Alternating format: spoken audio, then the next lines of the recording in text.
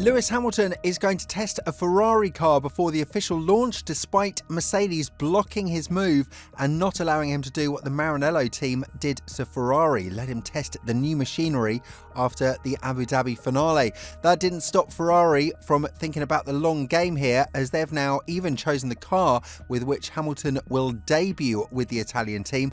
But will he need tons of acclimatization time? And if not, will he blend in naturally and show Mercedes that they've missed a lot when they didn't want to commit on a longer term basis with Hamilton? One of the most controversial yet earth-shattering moves was made in 2024. Hamilton decided to join Ferrari before even testing out the W15, which is something that aggravated Wolff and the entire team of Mercedes.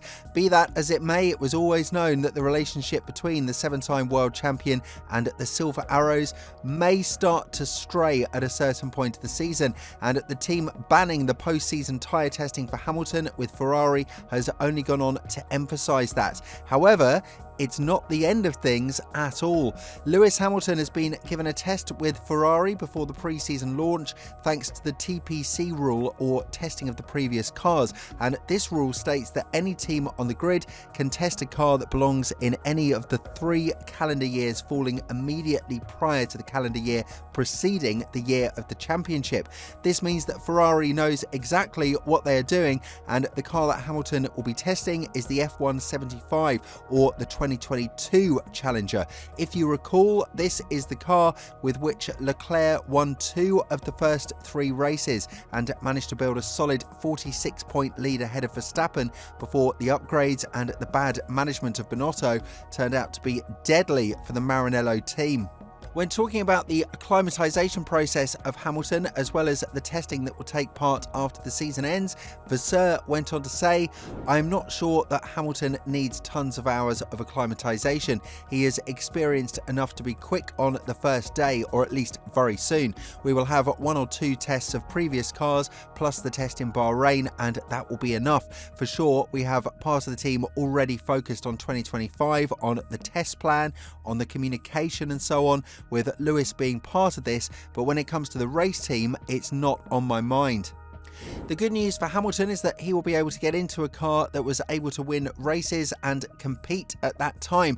And while Ferrari have made steady progress since then and are basically a new team under the leadership of Vasseur, they will still have some of the old roots when the ground effect era was introduced back in 2022. Furthermore, Hamilton is an experienced driver, and if you'd put someone to extract the data out of the car that you'd want to see in terms of where it can be improved, it is definitely Hamilton. Although the test is more of an acclimatization nature, it's safe to assume that the 7-time world champion will understand it from a different perspective now that Leclerc is adamant that Ferrari can fight for the championship from 2025 onwards. When talking about this, the Monegasque driver was full of praise for the team's performance, and while they did miss out on a potential downfall of Red Bull in 2024, the hopes for 2025 and the new regulations are extremely high. As Leclerc said, "It's all about us, how well we are working as a team and the job we are doing as a team to get to the World Championship. I feel like we are working well. However, it's a relative sport and it all depends on how well the others are doing too, and they are doing super well for now. So we've got a lot of hard work to do in the next few years, but I believe in the project. I have to believe in the project 100%, and I'm sure that Ferrari is the next team that will be world champion. We've just got to keep working."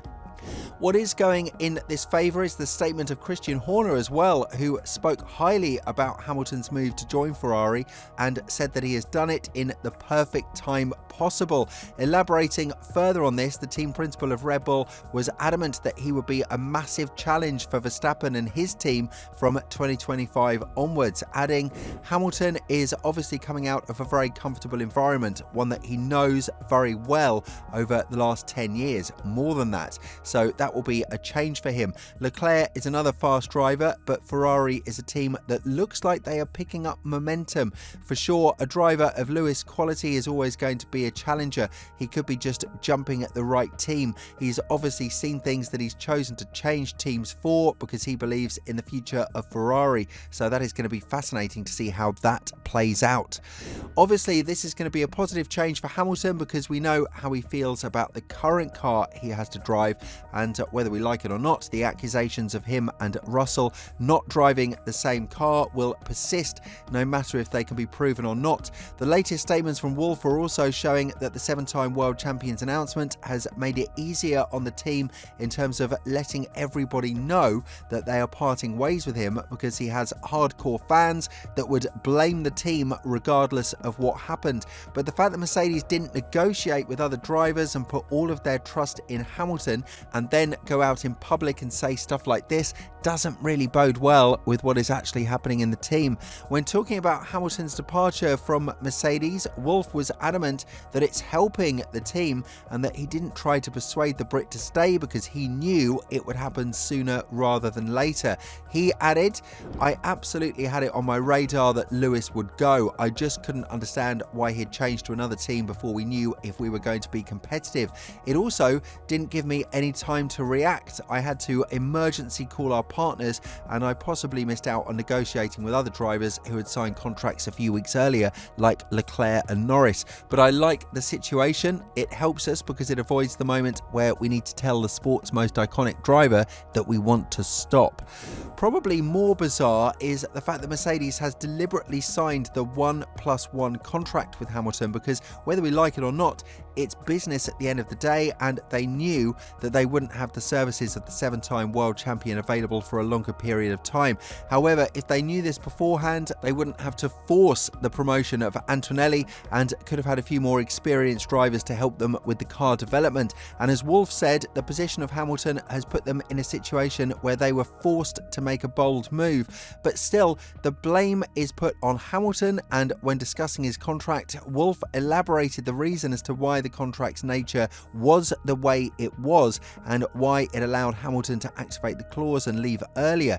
Further adding, "There is a reason why we only signed a 1+1 year contract. We are in a sport where cognitive sharpness is extremely important, and I believe everyone has a shelf life. So I need to look at the next generation. It's the same in football. Managers like Sir Alex Ferguson or Pep Guardiola, they anticipated it in the performance of their top stars and brought in junior players that drove the team for the next years."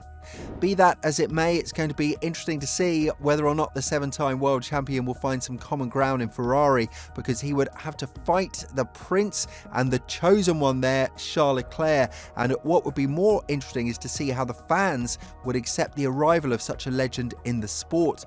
Obviously, intra-team battles are going to happen, and while Ferrari has bolstered their chances of winning the championship in the constructors category in 2025, they might have created a toxic environment between these two if things go south quickly on the track. With all this in mind, what do you think about Hamilton's test? And more importantly, do you think that Mercedes has made a mistake in terms of letting him go and allowing Ferrari to use his services from 2025 onwards? Let us know in the comments below, and if you're interested in the latest calendar changes from 2026 onwards, make sure to check out the video that's appearing on your screen right now.